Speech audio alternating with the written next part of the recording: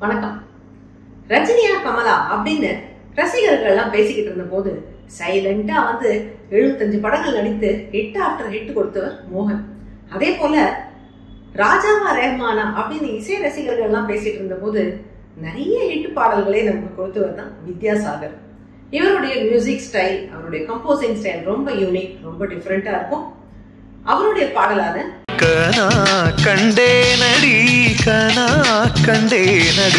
இந்த பாடலை உதாரணமா எடுத்துக்கொண்டு இதன் மூலமா வித்யாசாகர் அவர்களுடைய மியூசிக் ஸ்டைல் என்ன, அவர் கம்போசிங்ல என்னென்ன விஷயங்களை பண்ணிருக்காரு அப்படிங்கறதெல்லாம் பத்தி இந்த வீடியோல பேசலாம்.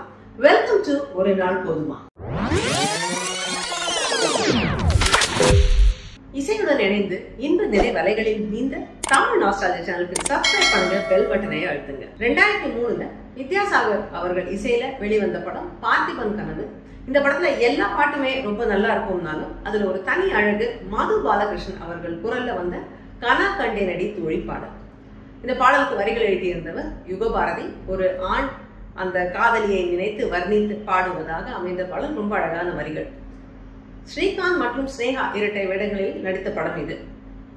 இந்த பாட்டு, இந்த கனா கண்டே நடி பாட்டை உதாரணமாக எடுத்துக்கொண்டு அதுல என்னென்ன இசை நுணுக்கங்கள் கொடுத்திருக்காரு வித்யாசாகர் அப்படின்னு பார்த்துட்டு அதை வைத்து அவர் ஜெனரலா அவரோட மியூசிக்கல் ஸ்டைல் எப்படி இருக்கும் அப்படிங்கறதையும் நம்ம பார்க்கலாம். Number 1, beat and bass combination. இந்த பாடலுடைய ஆரம்பமே மது பாலகிருஷ்ணன் அவர்கள் குரல்ல ஆரம்பிக்கும். கனா கண்டே நடி தோழி. கொஞ்சம் கிளாசிக்கல் டச்ல இருக்கும். சுத்த தன்யாசி அப்படிங்கிற ராகத்துல அமைந்த பாடல் இது. அவர் பாடி அந்த ஓப்பனிங் கொடுத்து முடிச்ச உடனே ஒரு பேஸ் கிட்டாரும் பியானோ கீஸும் கேட்கலாம். இந்த பாடல் வந்து கனவை பத்தி ஆச்சே, அந்த ஆண் மகனுடைய கனவை பத்தி. ஸோ ஆப்வியஸ்லி ட்ரீமி எஃபெக்ட் இருக்க வேண்டியது அவசியம். அதுதான் இந்த piano keys and base guitar combination அந்த எஃபெக்டை கொடுக்கும்.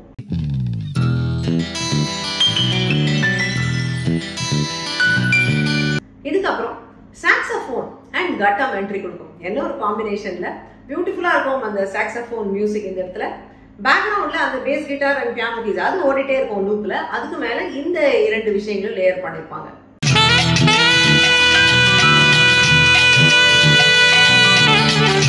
இந்த ப்ரில்யூட் மியூசிக் முடிஞ்ச உடனே பல்லவி வரிகள் மது பாலகிருஷ்ணன் குரல்ல பாட ஆரம்பிப்பாரு. பட் பின்னாடியே இந்த பேஸ் கிட்டார் அண்ட் பியானோ வந்ததுலயே அது போயிட்டு கட்டம். சோ இந்த கிட்டார் அண்ட் கட்டம் இது வந்து லூப்ல வந்துட்டே இருக்கும்.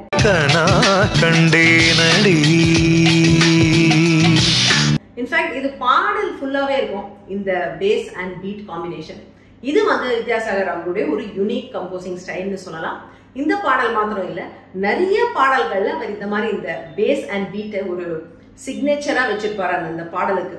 உதாரணத்துக்கு சொல்லணும்னா, காதல் வந்ததும் கண்ணீர் உள்ளம் காதலை யாருக்கும் சொல்வதில்லை.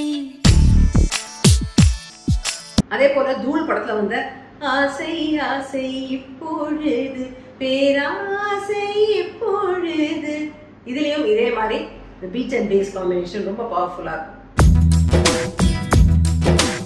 ஆசை ஆசை இப்பொழுது பேராசை இப்பொழுது, இந்த சிக்னேச்சர் ஃப்ரேஸ் கேட்டாலே உங்களுக்கு அது எந்த பாடலோடது அப்படிங்கிறது தெரிஞ்சிடும். மற்ற மியூசிக் எதுவும் இல்லாமையே இதுவே இந்த ஒரு பாடலை ஐடென்டிஃபை பண்ணி கொடுக்கும் வித்யாசாகர் இசையில. அந்த மாதிரி ஒரு பாடலுக்கும் ஒரு யூனிக்கா ஒரு சிக்னேச்சர் வச்சிருப்பாரு.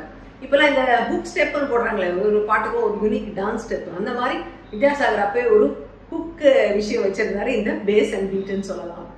இப்போ வேற 2 பாட்டுல இதே மாதிரி இந்த பேஸ் அண்ட் பீட் நான் போட்டு காட்டுறேன். அது என்ன பாட்டு அப்படின்னுட்டு ஐடென்டிஃபை பண்ணி நீங்க கமெண்ட்ல எழுதுங்க. So song number 1.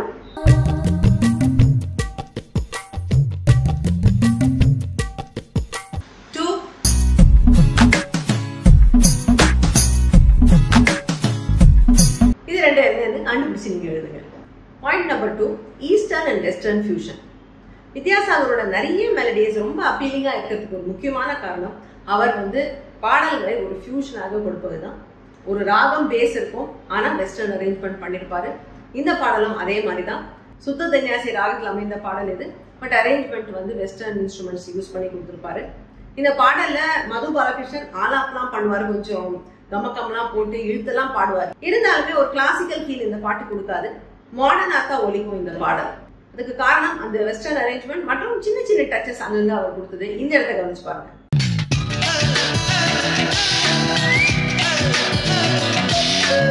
இந்த பாட்டு இந்த சுத்ததன்யாசி ராகத்தை வழிய விடுறது வந்து அந்த சாக்ஸபோன்.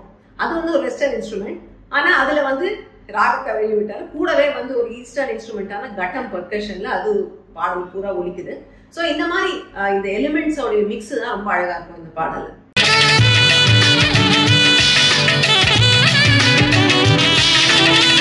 இந்த பாடல் மாத்திரம் இல்ல, பல பாடல்களை வித்யாசாகர் இந்த மாதிரி ஒரு ஈஸ்டர்ன் வெஸ்டர்ன் ஃபியூஷன் கொடுத்திருப்பாரு. உதாரணத்துக்கு பார்க்கணும்னா ஒரு பரதநாட்டியம் ஜத்தியோட ஹெவியா ட்ரம்ஸ் கொடுத்த ஒரு பாடல் தோம் தோம் தித்தித்தோம்.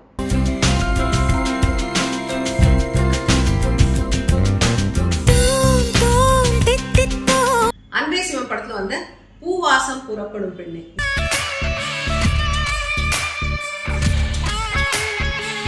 சோ இந்த பிளெண்ட் தான் அவருடைய இந்த பாடல்கள் நிலைச்சு நிக்கிறதுக்கு ஒரு காரணம் சொல்லணும்.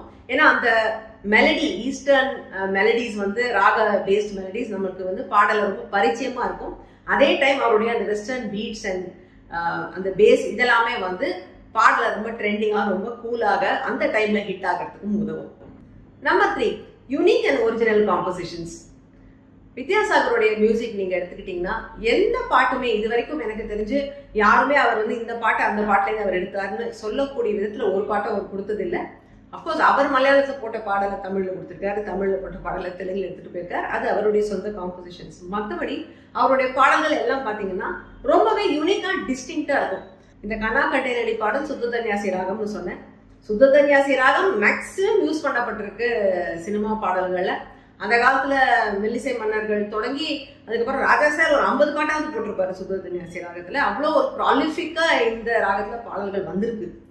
இருந்தாலும் இந்த பாடல் வேற எந்த பாடலுடைய சாயலையும் இருக்காது. இந்த பாட்டை கேட்டீங்கன்னா தொட்டால் பூமலரும் மாதிரியோ இல்ல நீயே உனக்கு என்றும் மாதிரியோ அல்லது ராஜா சார் போட்ட தென்றல் தான் திங்கள் தான் அந்த மாதிரி எந்த பாடலுடைய சாயலையும் இருக்காது இந்த பாடல். இதுக்குன்னு ஒரு தனி அழகு, தனி மெலடி, ரொம்பவே டிஸ்டிங்டா இருக்கும். அவர் ராகாஸ் எடுத்து யூஸ் பண்ணும்போது அந்த ராகம் அதுக்கு முன்னாடி போடப்படாத வகையில ஒரு புது அப்ரோச்சா தான் கொடுத்திருந்தாரு அப்படின்னு நிறைய பாட்டுல பார்க்கலாம். கொஞ்சம் நேரம்ல தனி அழகோட அவர் போட்டது ஒரு ஆபோகி. அவருடைய கிரேட்டஸ்ட் ஹிட் மலரே மௌனமா, அந்த பாடல் தனி அழகோட இருக்கிற ஒரு தர்பாரி கன்னடா. அதுக்கு முன்னாடி எத்தனையோ பாடல்கள் தர்பாரி கன்னடால வந்திருந்தாலும் அவர் போட்ட பாடல் இன்னி வரைக்கும் தனிச்சு ஒலிக்குது. ஸோ அந்த மாதிரி அவருடைய ராகா ஹேண்ட்லிங் ரொம்பவே டிஸ்டிங்டா, ரொம்ப யூனிக்கா, ரொம்ப அழகா இருந்ததுன்னு சொல்லுவாங்க. Point number 4, high energy beats in soft melodies. ஒரு மெலடி பாடல், ஒரு டூயட் பாடல்லாம் அது ஸ்லோவா இருக்கணும், அது சாஃப்டா இருக்கணும் பீட்டு அப்படிங்கிற மாதிரி எந்த ரெஸ்ட்ரிக்டும் வித்யாசாகர் அவர்கள் வச்சுக்கல. அவர் மெலடி பாட்டுலாம் கூட நல்ல ஹை எனர்ஜி பீட் கொடுத்து அடிச்சு தூள் கலப்பியிருக்காரு. அந்த மாதிரி ஒரு பாட்டு தான் இந்த கனா கண்டேனடியும். இதுல வந்து பாடல் பூரா அந்த கட்டம் வரும்னு சொல்லியிருக்கேன். அது ஃபாஸ்டா இருக்கும். ஆனா அதே கட்டம் வந்து கடைசியில் இந்த பாடல் முடிகிற தருணத்துல அவர் அந்த கனா கண்டேனடி அப்படின்னு அந்த எனர்ஜியை லிஃப்ட் பண்ணும்போது பாட்டுக்கு இந்த கட்டம் எப்படி ஒலிக்குது கேளுங்க. கனா கண்டேனடி தோழி கனா கண்டேனடி. செம அப்லிஃப்டிங்கா இருக்கும் இந்த இடத்துல அந்த கட்டம். அவருடைய பாடல்கள்ல இந்த மாதிரி பீட்ஸ் அவர் ஹெவியா யூஸ் பண்ணியிருந்தாலும் எங்கேயுமே அது வந்து ஓவர் பவரிங்கா இருக்காது. குரலுக்கு முக்கியத்துவம் கொடுத்துதான் அந்த பாடல்கள் இருக்கும். பீட் நல்ல எனர்ஜியை கொடுக்குமே தவிர நம்மளை வந்து காதை பொத்திக்க வைக்காது. இப்போலாம் வந்து பீட் இருக்கிற பாட்டு தான் ரசிக்கிறாங்க அப்படின்ட்டு பீட்டு மட்டுமே கேட்குற மாதிரியெல்லாம் பாடல்கள் அமைக்கிறாங்க.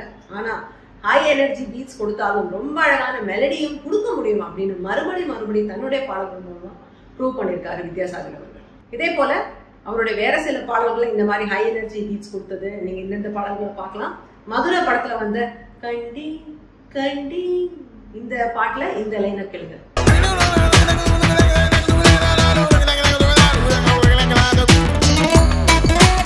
ரன் படத்துல வந்த மின்சாரம் என் மீது பாய்கின்றதே, அழகான மெலடி, அதுலயும் பீட்ஸ் கவனிங்க. இன்ஃபேக்ட் வித்யாசாகர் நிறைய குத்து பாடல்கள் போட்டிருக்காரு. ஆனா அந்த பாடல்களையும் அழகான மெலடி லைன் வச்சிருப்பாரு அவரு. எல்லா பாடல்களுமே பீட்டும் ரசிக்கும்படி இருக்கும், அந்த மெலடியும் ரசிக்கும்படி இருக்கும். கில்லி படத்துல வந்து ஒரு சூப்பர் ஹிட் பாடலான அப்படி போடு போடு, இது வந்து தமிழ்நாட்டுல மாத்திரம் இல்ல, படம் வந்து கொஞ்சம் வருஷம் கழிச்சு நார்த் இந்தியாலையும் பயங்கரமா ஹிட் ஆன பாடல். அது எல்லாரும் பார்ட்டியில இந்த பாட்டுக்கு கட்டாயம் ஆடணுங்கிற மாதிரி ஒரு காலகட்டம் இருந்தது. அந்த அளவுக்கு ரொம்ப கேட்சியான பீட் உள்ள படம். ஆனா அந்த பாட்டுல மெலடியும் ரொம்ப அழகா இருக்கும்.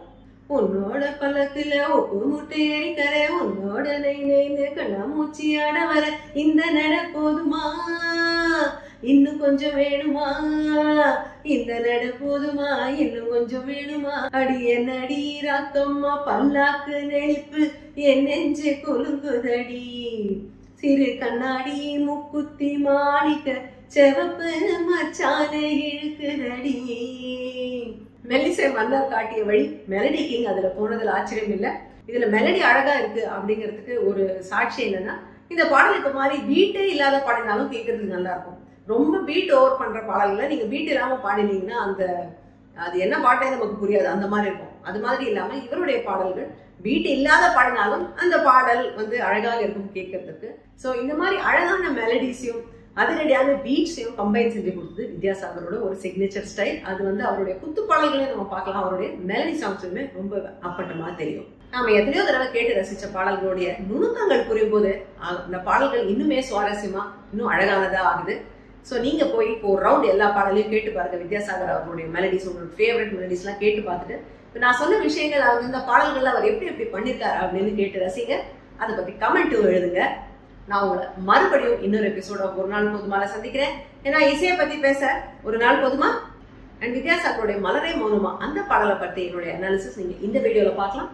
நான் உங்களை அடுத்த வாரம் சந்திக்கிறேன். Until then, stay safe, take care. This is Priya signing off. Bye.